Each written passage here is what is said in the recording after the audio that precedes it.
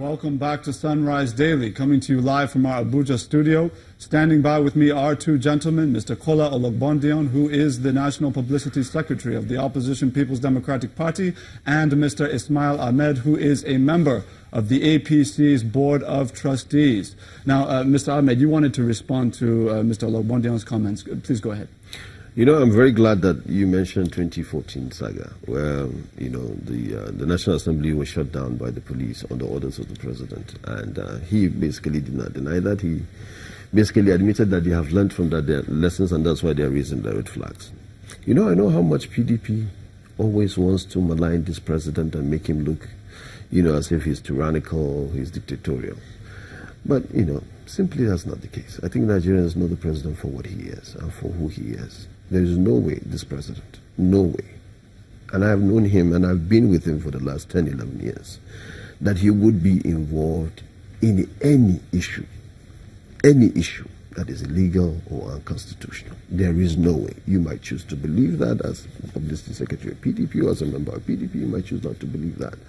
But there's a great instrument that has been lacking since the return of democracy in 1999 between the governors and the governed, between the leaders and the led, which is the instrument of trust, which was inculcated in between us, a contract between us and the Nigerian people in 2015. This is what the president has. He is never going to get involved. And that is why I told you that even us who are close to the president, who are close to the government, who are working for the government, and who are members of the party, condemned when the news broke out that there was a blockade on the Senate President. But now I'm glad that the police said they had no, you know, it wasn't them that did this, that this probably came in from his own security personnel. But whatever it is, when any law is broken in this country, the President will condemn it. And he made a statement yesterday that regardless of a political party affiliation, as long as you hold a political office, that you need to be dealt with in terms of dealing with him or sitting with him the way the Constitution requires. He would regard you as a legislator, pure and simple, regardless of a political party affiliation. So, I know how much PDP running up to 2019 are trying to see that they paint this president in a bad light. They can try as much as well. This is within their rights to do that.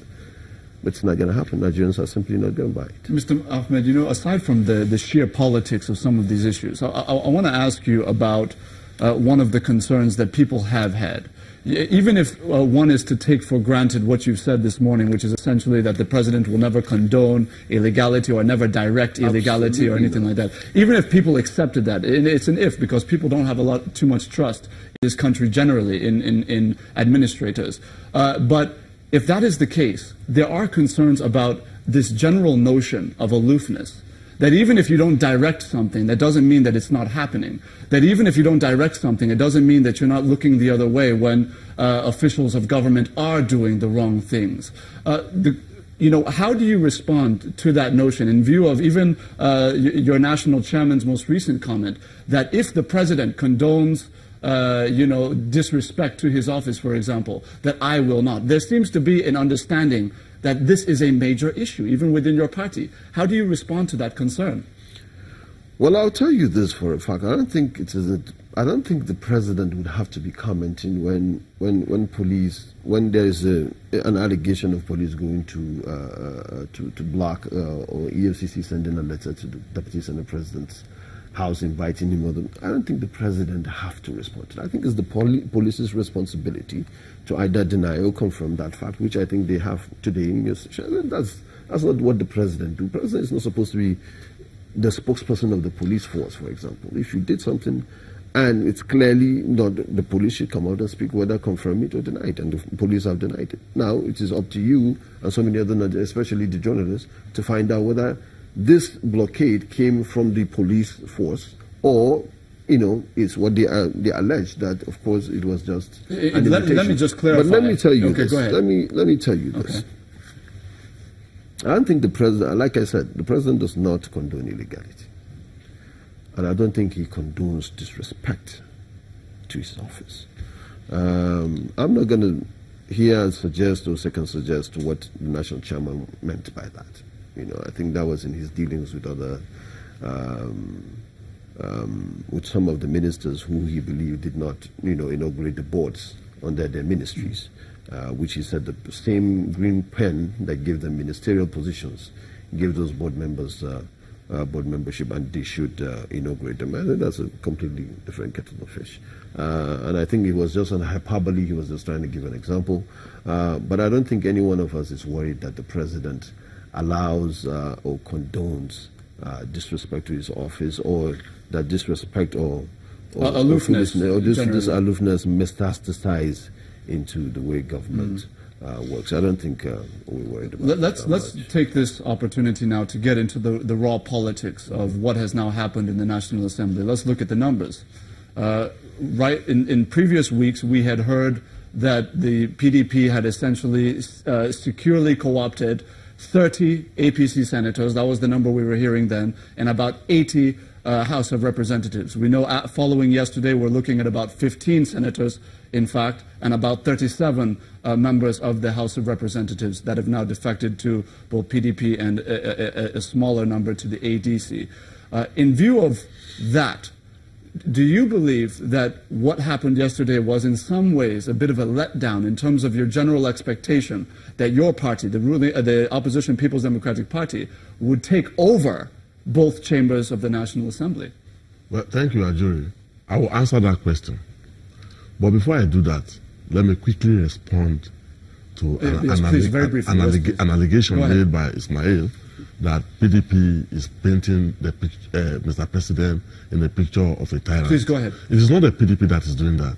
It is Nigerians that have seen the possibility of a tyrannical, of a totalitarian, of an autocratic rule in Mr. President. And I also quickly want to add that when your body language evokes corruption, when your body language does not respond to issues that are considered as negative, you are complicit. And that is the reflection that Mr. President has given to Nigerians. And unfortunately, instead for the men around him to advise Mr. President on these issues, they come to the public to paint a picture that is different from what is in public. Okay, go ahead and answer my question. Having said that, yes, I will now respond to your question. We have no problem with the number. The People's Democratic Party has no problem whatsoever with the number of people that has fused into the People's Democratic Party from All Progressives Congress. We don't have any problem. It did not bring down the expectations of our party. But didn't you expect to leave yesterday's kind of event, as it were, with a majority in both chambers? Was that not the much touted expectation? Ajuri, when people talk about majority, particularly when the distinguished leader of the Senate, Senator Ahmed was saying that the APC is still in the majority and the same thing happened in the House, I found it strange, I found it funny. You had in the Senate about 15 senators leaving your party, and you are saying that you are still in the majority. Who told you that there are no other senators who in the weeks and months ahead, the People's Democratic Party is cocksure that they are still coming to join us? In the House of Rep, how did you know that there are no members who are just crossing their T's and dotting their I's of their movement to PDP? So this holistic movement at a time like this, in 2014, like you said, you reported, how many senators crossed? 11. And it brought PDP to where we are today.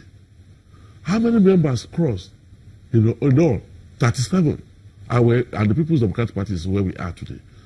But you have had a situation where 15 senators have left your party. You have had a situation where 37 members have left, and we're expecting more members. And as I said earlier, before this week rolls out, we know the number of governors who are going to cross to us.